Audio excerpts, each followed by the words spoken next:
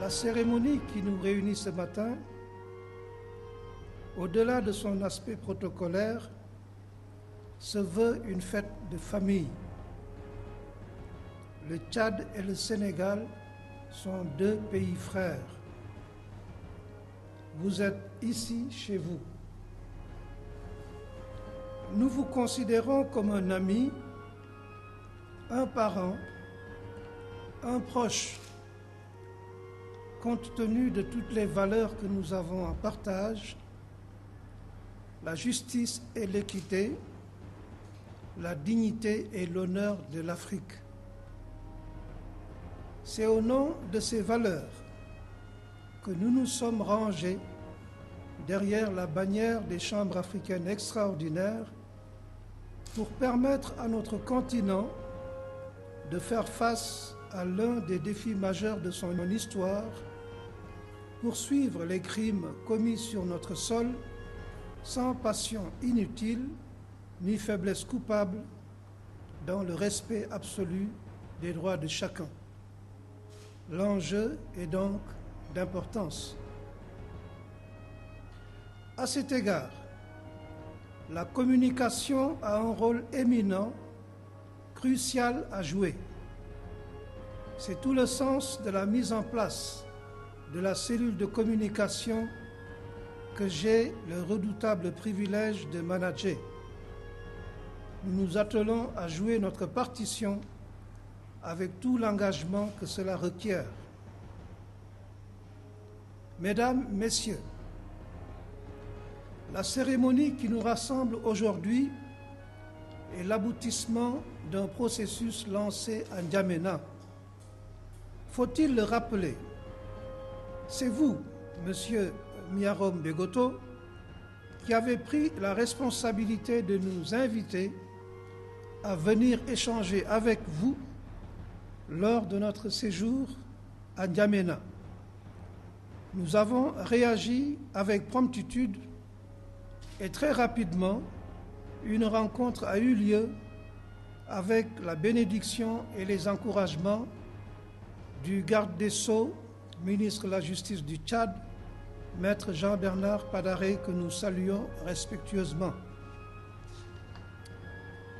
Et c'est au terme de nos échanges, de nos discussions, que l'idée a été émise de formaliser notre collaboration par la signature d'un protocole d'accord.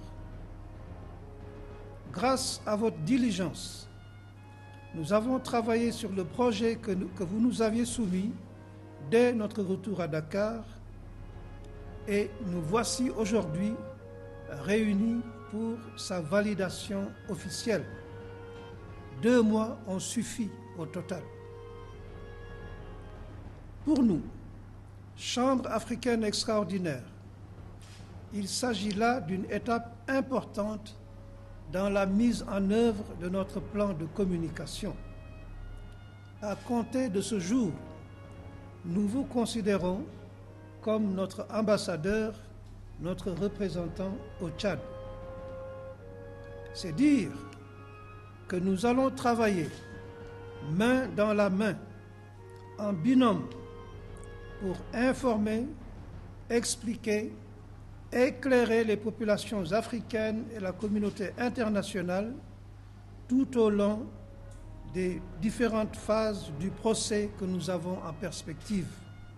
Mais aussi, il s'agira de donner beaucoup plus de visibilité aux chambres africaines extraordinaires. Messieurs les autorités judiciaires, je voudrais ici et maintenant et solennellement vous marquer notre disponibilité pleine et entière dans l'accomplissement de la mission, certes difficile, mais ô combien exaltante, que vous nous avez confiée. Nous ne ménagerons aucun effort. Quant à vous, Monsieur Miarom Begoto, cher frère, à chaque fois que vous nous solliciterez, nous vous répondrons positivement. Je vous en donne ici la garantie. Avant de conclure mon propos, je voudrais vous demander de bien vouloir être mon interprète auprès des autres membres de la cellule de communication près le pôle judiciaire, auprès du garde des Sceaux, ministre de la Justice, maître Jean-Bernard Padaré, pour leur dire notre amitié agissante, notre détermination renouvelée à développer les synergies indispensables entre nos deux institutions, ainsi que notre fraternelle considération. Il ne me reste plus qu'à vous souhaiter un bon retour à N'Djamena et vous dire aussi à très bientôt. Merci de votre aimable écoute. Monsieur le procureur général près les chambres africaines extraordinaires, Monsieur le procureur général près le pôle judiciaire en charge du dossier Hissène Habré, ministère de la Justice du Tchad, Monsieur le consul général près la République du Sénégal, Madame la responsable de greffe centrale, distingués invités, Mesdames, Messieurs, c'est avec un réel plaisir que je prends la parole en cet instant afin de vous exprimer toute notre satisfaction de voir aboutir en ce jour ce qui était, il y a de cela 2 mois, encore qu'un projet. La cellule de communication près le pôle judiciaire en charge du dossier Habré du ministère de la Justice du Tchad se dit prête à œuvrer pour une meilleure visibilité et une meilleure lisibilité de toute l'organisation faite autour de cette procédure. Sa composition élargie aux médias privés permettra assurément d'en faire un large écho. Nous puissions dès à présent vous assurer que nous y veillerons particulièrement. Permettez-moi en cet instant de vous présenter brièvement la composition et la mission qui a été attribuée à cette cellule de communication. Elle a été créée par arrêté 039 du 5 juillet 2013 du ministre de la Justice, garde des Sceaux, avec pour mission principale de coordonner toutes les activités de communication en lien avec la procédure engagée par les chambres africaines extraordinaires, mais aussi dans le strict respect des stipulations de l'article 17 de l'accord de coopération judiciaire entre le Tchad et le Sénégal.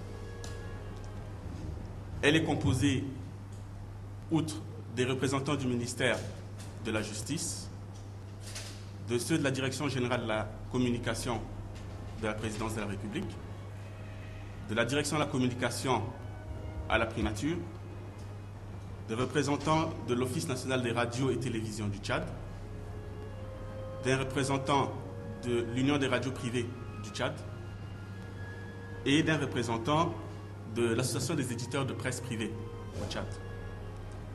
C'est dire qu'elle associe en son sein aussi bien les médias publics que privés. Nous mesurons donc l'importance de cette lourde tâche qui est de rendre fidèlement compte du déroulement de toute la procédure, car il s'agira pour nous d'informer sans déformer, et ce dans le strict respect des exigences juridiques et judiciaires, mais aussi et surtout de la déontologie journalistique.